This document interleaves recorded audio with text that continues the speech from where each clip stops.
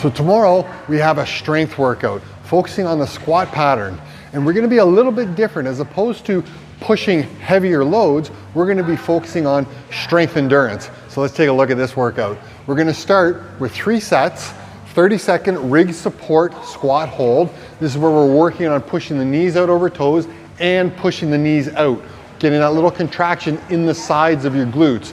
Remember, as we hold onto the rig, we want to keep our chest up and allow our shoulders to get over top of our hips.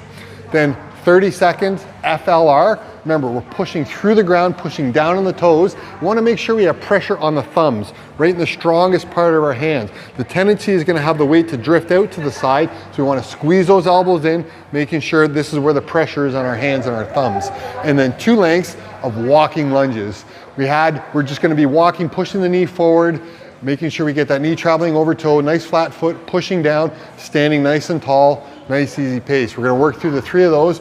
And then we've got 2 sets of 10 air squats and 5 dual kettlebell hang power cleans. So we're working on that kettlebell clean technique. We're rolling the elbow underneath, trying not to let the kettlebell just flip back and smack us in the wrist. So we'll work through those guys, and then we're going to get onto our working sets. We're going to start with 30 seconds, so it's a time domain as opposed to a rep domain, of dual kettlebell front squats. So we're going to be holding the kettlebells up. We want knuckles under the chin, keeping that nice constant position. As we squat down, we want to keep our body high. Don't let our hands drift away from us. 30 seconds, nice even pace. 10 to 12 reps would be a great target for that period. And then 30 to 40 seconds of hollow rocks. We lay on the back, low back's pressed into the ground, lots of tension from our fingertips all the way to our toes, stretched right out. Now remember, when we do front rack, it's a huge demand on our core because all the muscles in our back are working to hold our body up. So that's pulling up on our pelvis, trying to tip our pelvis forward, and to keep our pelvis neutral, we need our abdominals or our core to contract.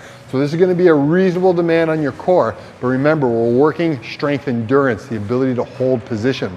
And then we're going to get into 6 sets, 2 minutes on, 2 minutes off, a 1-to-1 work to rest ratio. We're going to be using the sleds. So first one, we're going to do as many lengths as possible in 2 minutes of reverse sled drag. This is where we're walking back, and we don't want to sprint because 2 minutes is actually quite a long time. So we're going to go back and forth, and we're going to have a 2-minute recovery period. Then we're going to do 2 lengths of dumbbell farmer's carries, followed by 5 reps of dumbbell deadlifts. So I'll walk up and down, pause, 5 dumbbell deadlifts, walk up and down, 5 dumbbell deadlifts over 2 minutes. Very similar to what you may have remembered from this summer if you were with us, where we did 800 meters carrying dumbbells. And every time you stopped, we did deadlifts, push-ups, and I can't remember the other exercise, but it was a huge demand on the shoulders. It's going to be a fair bit of work, but this will be a unique challenge. And if you're here for the sleds on Monday, it's going to be a similar experience. We look forward to seeing you.